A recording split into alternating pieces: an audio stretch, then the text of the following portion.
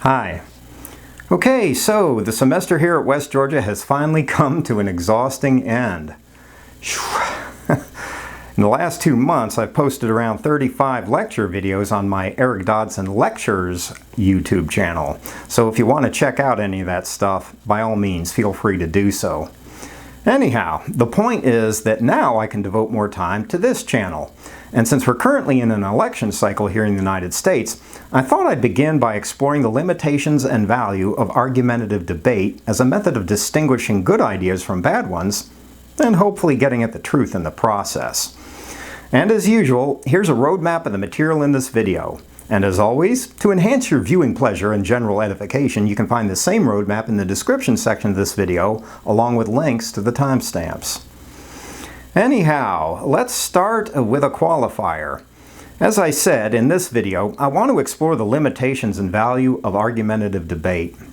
However, it's also important to acknowledge that there are certain areas of life where argumentative debate is useful. For instance, it's difficult to imagine how the entire domain of jurisprudence would function without it. So it's pretty obvious that it has its proper time and place in our lives. Consequently, I won't be claiming that argumentative debate is somehow devoid of value, which in my mind would be pretty silly. But I will be suggesting, somewhat contrary to popular opinion, that it's actually a very poor paradigm with respect to the project of bettering our lives and our world in the widest and most encompassing way. Anyhow, by debate, what I mean is a more or less competitive process of advancing and defending positions whose goal is to produce a winner whose ideas are supposedly superior and a loser whose ideas are supposedly inferior. And like I said earlier, part of the reason I want to explore that topic has to do with the fact that in the United States we're currently in an election cycle where it's easy to see that sort of activity in action. That's especially true insofar as our political candidates are pretty much constantly debating each other, either overtly or implicitly. In fact, I'd say that these days practically all of their public pronouncements are calculated to one-up their opponents. And of course, along with our politician come legions of pundits, commentators, and supposed experts, each one expatiating and pontificating with an unswerving determination to win his or her own minor skirmish in the contest du jour. And while all of the argumentative hurly-burly may at first seem to be pretty well contained within the sphere of politics, that's not actually the case. For instance, in the academic world where I work, the competitive, more or less hierarchical paradigm is definitely alive and well, as is evident in our perennial preoccupation with refereed scholarly journals, for instance. And still, all of that is probably minuscule compared to the oceans of contentious argumentation that fill internet forums and social media sites. Basically, whether it's in the realm of politics or academia or just everyday life, it's all about who wins and who loses, together with the attendant dynamics of hierarchical superiority and inferiority. However, like I said earlier, I'd like to call into question the limitations and value of all of that sort of activity. And in my estimation, the first limitation would be that, contrary to popular opinion, debating issues hardly ever changes us in any substantive and enduring way. In reality, it hardly ever changes how we actually think or feel about things, or our internal values, or how we move through our lives more generally. Sure, competitive argumentation almost always seems like a big deal while it's happening, like it must be an incredibly important thing somehow. But from what I can see, that's mostly just a socially sanctioned illusion, a kind of exaggerated collective fantasy we're generating for ourselves. And the more obvious reality is that argumentative debate almost never actually changes our world, at least not in any deep or enduring way, which in turn is why our fundamental problems persist decade after decade, quite irrespective of whether person X or person Y has managed to win the latest big debating contest. Basically, we tend to think that debating issues is going to affect the world somehow. But in actuality, it has very little effect at all, not even as a prelude to future action. But why is that? Why does debating things hardly ever change us or change the world more generally? Well, I'd say that there are several reasons. The first is that, contrary to popular opinion, we hardly ever debate, or more commonly watch other people debate, because we actually want to change our thinking. Instead, what's really happening most of the time is that we're just looking for a way of validating and perpetuating how we're already thinking. Basically, we engage in debate either as participants or as spectators, mostly because we want to think that we're right and that we're therefore superior to people who don't agree with us. And as a consequence of all of that, we're hardly ever open to the possibility of being convinced of the validity of our opponent's point of view, even when it's obviously better than our own. Of course, that's not what we typically tell ourselves. Mostly because admitting it can easily make us feel like we're being incredibly closed-minded and childish. But whether we admit it or not, I'd say that most of the time, debating is really about experiencing the seductive sensation of superiority that results from feeling like our existing values are the correct ones, while those of our perceived opponents are not. In other words, debating things is driven mostly by the dynamics of preaching to the choir, so to speak, and it's not mainly about changing anyone's mind. It's basically about helping us feel like we don't need to change, because it seems like we've already arrived. And that's why major politicians and pundits hardly ever change their minds about anything when they're arguing and debating with each other. Instead, they'll just keep doggedly insisting that their position is the right one, no matter what. That's because their entire project is about justifying and bolstering their already existing positions, and not about discovering any sort of higher truth. So, from that perspective, there's very little need for them to change their minds in the first place. Don't believe me? Well, if you want some empirical confirmation of that, try watching some of our national level politicians and pundits in action, and notice how often they actually change their minds about anything important. And if you're like me, you'll observe very quickly that that hardly ever happens. But why is that significant? Well, for one thing, if our supposed leaders are hardly ever changing their minds about anything, then they're also not really thinking, at least not in any deep sense of the word. That's because when people are actually thinking, they're able to recognize and appreciate superior truths when they appear, and they'll change their perspectives accordingly. But like I said, that hardly ever happens when our supposed leaders are debating and arguing with each other. And by the way, it's not just politicians who fall prey to that. Check out practically any flame war on the internet. So, I got a question for you. When people are involved in flame wars, or in any form of internet argumentation for that matter, how often do you notice them saying things like, "Well, I guess that your position is better than the one that I've been espousing, and so now I'm going to adopt it as my own. Thanks for helping me grasp a higher truth." Whew. I don't know. Do you see that kind of thing happening on the internet a lot? Because personally, I don't. Instead, from what I can see, everyday internet disputes almost always end up looking like debates among our politicians. You know, with people clinging obstinately to their own positions no matter what, refusing to change, refusing to acknowledge any truth other than their own, etc., etc. And by the way, sidebar moment. While I'm talking about it, let me go on a somewhat tangential rant for a few seconds about 99.9% of flame wars and internet trolling. First thing, let me just say it bluntly. No one actually gives a crap about your little flame war. Not your audience, not your opponent, and probably not even you if you're honest about it. In reality, no one actually gives a damn whether you win or lose the argument. No one cares about your silly neurotic need to proclaim your supposed superiority over your opponents either.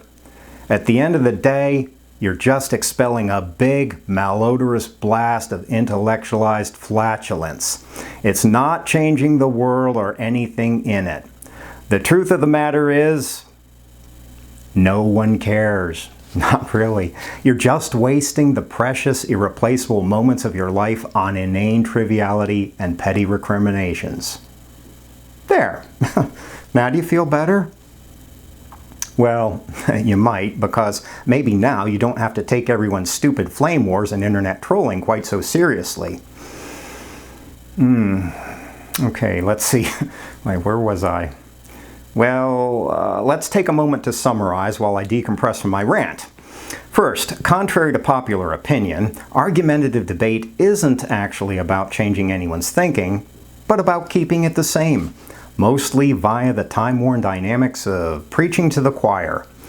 And by extension, it's about keeping the world the same too, because the larger reality is that our world won't change until we change. Moreover, debating things isn't actually about thinking, at least not in any deep sense of the word. That's because people who are genuinely thinking are also open to perceiving and acknowledging higher truths when they appear, which hardly ever happens when people are debating with each other. And you can use that same idea as a practical litmus test to determine whether people actually have their brains in gear when they're discussing things. Basically, if no one is ever changing his mind in any significant way, then probably no real thinking is occurring. That's rule number one. But I got a couple more for you to help you out, especially during election season. Rule number two, probably no real thinking is occurring when people are interrupting and talking over each other. The reason is that genuine thinking requires actually listening to what your interlocutor is saying, as opposed to constantly ramrodding your own point of view down his throat. And finally, in a related vein, rule number three is probably no real thinking is occurring when people aren't leaving much room for moments of silence in their discussions.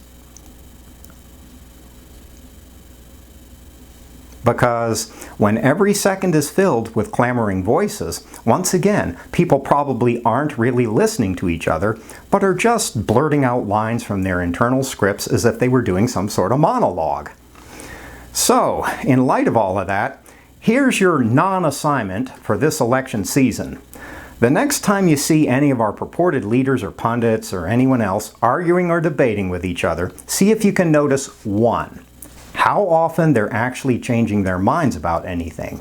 Two, whether they're interrupting and talking over each other a lot. And three, whether they're making room for moments of thoughtful silence. And if you notice that they're almost never changing their minds, and they're constantly interrupting and talking over each other, and they're leaving very little room for silence in their discussion, well, at that point you can be pretty sure that everyone's higher brain functions have shut down, and they're probably just lobbing cheap one-liners and gotchas at each other. And while that sort of activity can certainly seem clever and entertaining for a while, it doesn't mean that anyone is actually understanding anything or discovering any truth or, God forbid, finding points of rapprochement with their supposed adversaries. And while you're observing all of this during election season, if you find yourself caught up in all of the sound and fury of the moment, it might be good to remember that it's entirely possible to win an argument and still be completely wrong. All it takes is mastering the various tricks and techniques of argumentation. And once you get good enough at it, you can pretty much win any debate, irrespective of the actual merit of your position. That's because, well, it's because winning a debate is something very different from actually seeking the truth. However, all things considered, I'd say that actually there's a much deeper reason why argumentative debate doesn't do much to change anything. It's not just that we engage in that sort of activity mostly to confirm and validate whatever it is we want to believe anyhow. Beyond that, it's a serious mistake to suppose that we human beings are governed mainly by the dictates of reason and rational discourse in the first place. And here I'd like to inject one of the more profound things I've learned as a student of psychology. It's the realization that for the most part, we're not actually rational beings. At the most fundamental levels, what we are is desiring beings. And we use our capacity for reason mostly to justify our desires and to make them seem, well, reasonable. Basically, for the most part, we do what we want and what we sense we can get away with. And reason's job is to justify it. And when the dictates of reason come into conflict with our desires, we'll usually find a way of rationalizing what we want to do anyhow. For instance, that sort of thing happens all the time in the domain of politics. So, riddle me this. On one hand, our national level politicians are almost always fairly intelligent and fairly well educated, at least nominally. And moreover, they've usually studied law, which among other things has to do with evaluating human behavior in moral and ethical terms. So then, why is it that our supposed leaders so often end up doing things like stooping some young intern, or sneaking money from the public till, or just lying brazenly to the constituencies they're supposed to be representing? Well, maybe Bill Clinton said it best, and I quote, "I did it because I could do it." And although he certainly possesses a pronounced and abiding penchant for lying, I suspect that he was actually telling the truth at that point. Basically, he did it because he wanted to do it. And in the face of that sort of primitive, unreasoning desire, all of his Ivy League Rhodes Scholar training in things like law, ethics, and morality, together with his considerable cognitive agility, as well as whatever moral compunctions he might have felt about violating the sanctity of his marriage and betraying the trust of his wife, to say nothing of his public espousal of Christian values and morality, all of that suddenly vanished when he saw something he wanted. Basically, all of his carefully cultivated ability to reason about things like the ethics of power differentials and conflicts of interest in the workplace instantly evaporated when he saw 22-year-old Monica Lewinsky walking down the hall. Now, am I disparaging him? Not really, because I don't think he's alone in that. In fact, far from it. Sure, his example was much more dramatic and conspicuous than average, but at the end of the day, it only illustrates something that resides in practically all of our hearts in various ways and to varying degrees. And it's the fact that most of the time, our reason is subservient to our desires, and only rarely does it work the other way around. For the most part, we're not nearly as principled or as rational as we might like to think. And as a consequence, when our reason starts to conflict with what we want, we'll almost always find a weaselly way of rationalizing what we want to do anyhow, just like Bill Clinton did when he said that he was only trying to deal with the anxieties of being president at the time. And by the way, that's also why argumentative debate isn't particularly important as a prelude to future action. It's because no matter who wins the debate, most of the time we'll end up doing what we want to do anyhow, whether it's good or bad, right or wrong, rational or irrational. And I don't think that you have to look too far into politics or even just everyday life to find an easy confirmation of that.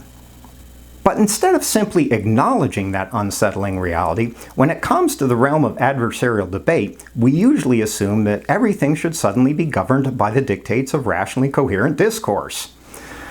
However, perhaps Blaise Pascal said it best: "The heart has its own reasons that reason knows not of." And I'd add that the heart's reasons are what actually guide our lives most of the time. The obvious fact is that we hardly ever change our lives just because someone has succeeded in forcing a logically coherent argument down our throats. For instance, that's why psychotherapy, which actually does seek to help people grow and develop as human beings, is almost never about debating anything. It's because most psychotherapists have realized that that approach hardly ever works. But if all of that's true, then the obvious question is, What sorts of discussions actually do help us change and help our world change as a consequence? And here the answer is that we change when someone somehow manages to speak to us in a much deeper way than usual. When someone whispers to us in the secret language of life itself and manages to reach the fathomless latitudes of our souls in the process.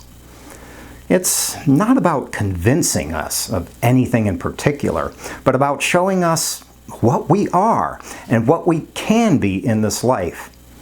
And the truth is that that kind of communication doesn't necessarily have to take the form of literal words. Instead, a lot of it plays out in the subtle language of shared human presence and companionship. A rare kind of communication cast in the fugitive signs and signals of life itself. That's what has the power to change us in all the ways that really matter, because it's the kind of language that speaks to us at the level of our deepest desires, which of course is where we really live and breathe. In other words, if we really want to change things, we're going to have to learn to shift our gaze away from the mesmeric spectacle of our supposed leaders as they argue and debate with each other, because the answer we're looking for doesn't actually lie there. Instead, I'd say that it would be a good idea to start devoting a little more of our attention and energies to the task of deepening our awareness and broadening the horizon of our perceptual fields, and eventually to cultivate a much more aesthetic relation to life, one that draws us toward ever greater intimacy with ourselves and with each other too. Because without that, without hearing the siren song of life as it calls us beyond ourselves, things will never get any better. Not really, and neither will our world.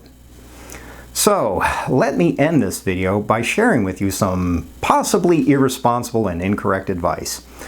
All things considered, I'd say that if you really care about your life and you really care about the world more generally, then don't pay too much attention to the voices that are desperately trying to convince you of something, especially when they're only trying to amplify their own power. Instead, listen to the voices that are inviting you to awaken to the reality of your brief time in this world. And of all of the myriad songs sounding in the air around you, hearken to the ones that are inviting you to spread the wings of your soul. Perhaps for the very first time. Just a thought and a possible paradigm shift for you, especially during election season here in the United States. Anyhow, thanks as always for watching, and as always, take care of your soul.